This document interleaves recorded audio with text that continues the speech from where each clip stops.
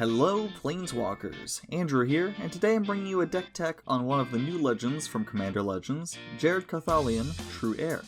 Jared is a 3/3 human warrior that costs Naya to cast, and when he enters, you choose an opponent to become the Monarch, and you cannot become the Monarch this same turn that he's played. As long as you're the Monarch, Jared is immune to damage, and any damage that would be dealt to him is instead converted directly into +1/+1 counters. So this deck focuses on cards that grant you Monarch, cards that help Jared get hit for big damage, and cards that get Jared past your opponent's defenses. First, we're going over all the cards that we run that grant Monarch when they enter. Also, to make things easier on me, let's say whenever I say for Monarch, it means it's an ability that only works if you're the Monarch.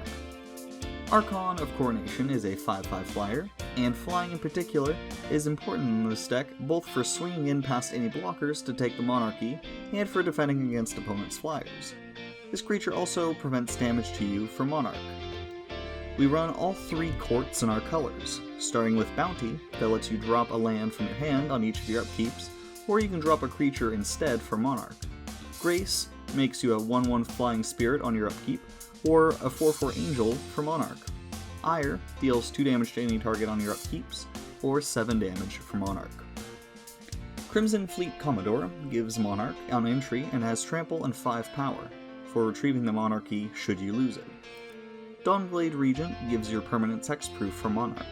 Emberwild Captain burns opponents who attack you equal to their hand size for Monarch. Entourage of Dressed can block 2 creatures for Monarch, Palace Sentinels just gives Monarch, and Regal Behemoth has trample and adds an extra mana when you tap lands for mana for Monarch. Skyline Despot is a flyer that makes 5/5 flying dragons on your upkeep for Monarch. Now let's look into our ramp and utility spells, starting with Abundance, an enchantment that replaces your card draws by letting you choose land or non-land, and reveal cards from your library until you hit a card of the chosen type, and add it to your hand. Arcane Signet is classic mana fixing. Arcbond has you choose a target creature and have them deal whatever damage they take this turn to every other creature and each player. Blazing Sunsteel gives +1/+0 for each opponent you have and redirects damage dealt to the equipped creature. Boros Reckoner also redirects damage dealt to it, as does Brash Taunter, but that one also comes with Indestructible, and you can pay and tap it to have it fight another creature. Funny thing is, you can tap him and have him fight Jared, both to make Jared bigger if you're the Monarch, as well as dealing Jared's power to an opponent with Brash Taunter's ability. Chandra, Awakened Inferno, can't be countered and puts an Ouch emblem on each opponent as a +2 ability, and she can burn a creature, which can be Jared, for her other 2 abilities. Chromatic Lantern is mana fixing that I would recommend running in every deck for 3 or more colors. Cultivate lets you search up 2 basics and put 1 onto the field tapped and 1 into your hand, and Farseek searches you a basic of any type other than a forest and drop it on the field tapped. Fire Song and Sunspeaker give your red instants and sorceries lifelink, which is a surprise tool that will help us later. They also deal 3 damage to a creature or player whenever a white instant or sorcery gains you life.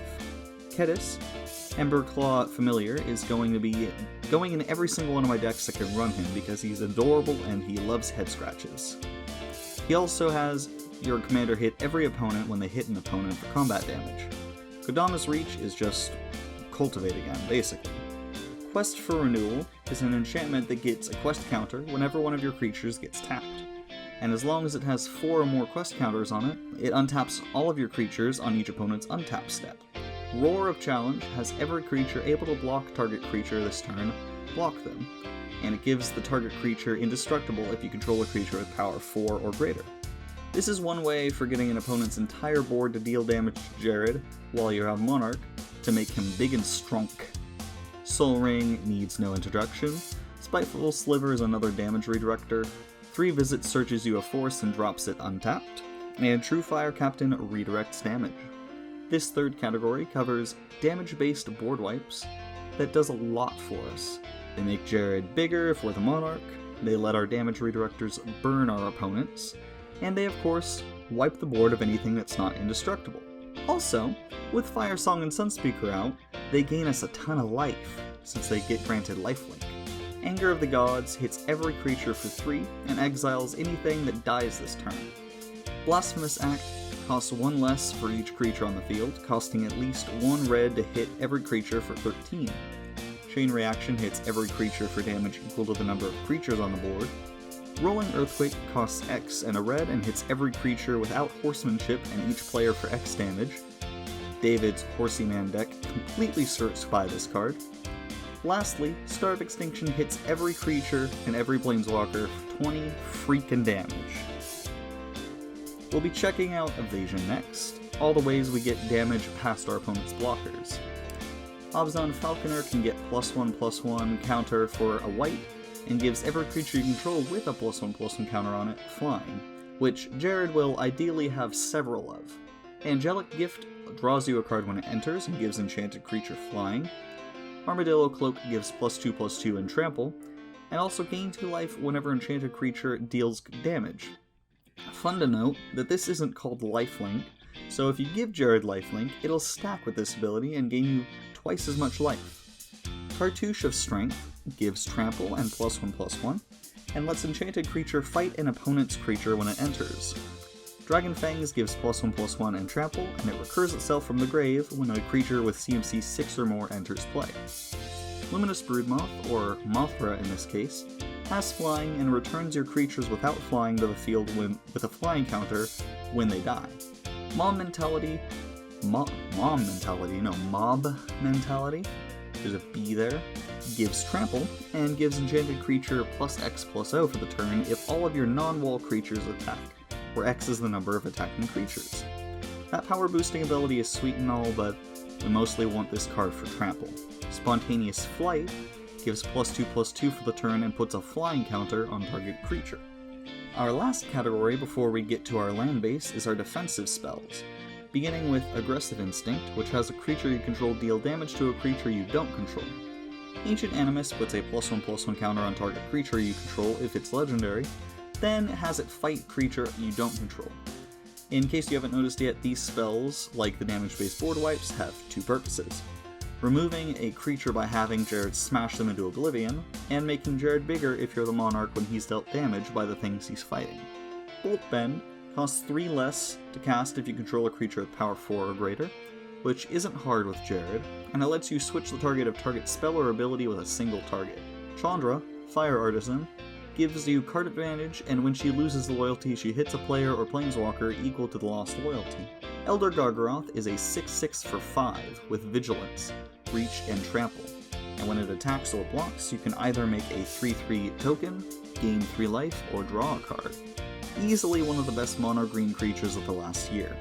Entangler enchants a creature that lets them block any number of creatures, so Jared can be your shield and absorb all incoming damage.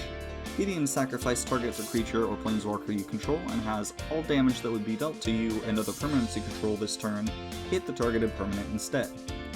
Give No Ground gives +2/+6 to a target creature, and they can block any number of creatures this turn. Heroic Intervention gives all of your permanents hexproof and indestructible for the turn, which can save Jared if you don't have Monarch when he's dealt damage, or if someone uses Destruction or Exile-based removal on him. Join Shields untaps all your creatures and gives them hexproof and indestructible for the turn, great for surprise blocking. Lightning Bolt hits something for 3, which can be removal, lethal damage, it can make Jared 3 bigger, etc. Lightning Helix hits any target for 3 and gains you 3 life. Mask of Avacyn gives +1/+2 and hexproof. Pariah has all damage that would be dealt to you be dealt to enchanted creature instead, and Pariah's shield does the same thing but as an equipment, making it slightly more resilient. Raja, Boros Archangel, is a 6/3 with flying, vigilance, and haste that can be tapped to change the next 3 damage that would be dealt to target creature to another target creature instead. Swiftfoot Boots is the classic hexproof and haste. If you want to, you can also throw in Lightning Greaves, but I personally don't care for them. Swords, the Golf Clubs, exiles a creature and has its controller gain life equal to its power. Some life-saving tech with this card is that you can exile your own Jared if he's huge, and you're about to be hit for lethal damage to gain yourself a ton of life. Lastly, Valor Made Real lets target creature block any number of creatures this turn. Now we come to our land base, which includes Command Tower, Cragcrown Pathway as a Gruul modal land, Evolving Wilds for mana fixing, Kessig Wolf Run to boost Jared's power and give him trample, Needleverge Pathway as the Boros modal land, Reliquary Tower if we end up with a ton of cards in hand somehow, Rogue's Passage to make Jared unblockable, Slayer's Stronghold to give +2/+0, Vigilance and Haste, and Sunhome, Fortress of the Legion to give Double Strike. We also run 11 forests, 9 mountains, and 8 plains. And there's the deck. I was determined to make a Voltron style deck without relying too heavily on auras or equipment, and I'm genuinely really happy with the way this deck turned out. If you wanted, you can add in more damage spells to keep making Jared larger, but as it is, it's a decent 6 or 7 power deck. Let me know what you think of the deck in the comments below, and please like and subscribe if you want to see more. It really helps us out a lot. Have a great day, y'all.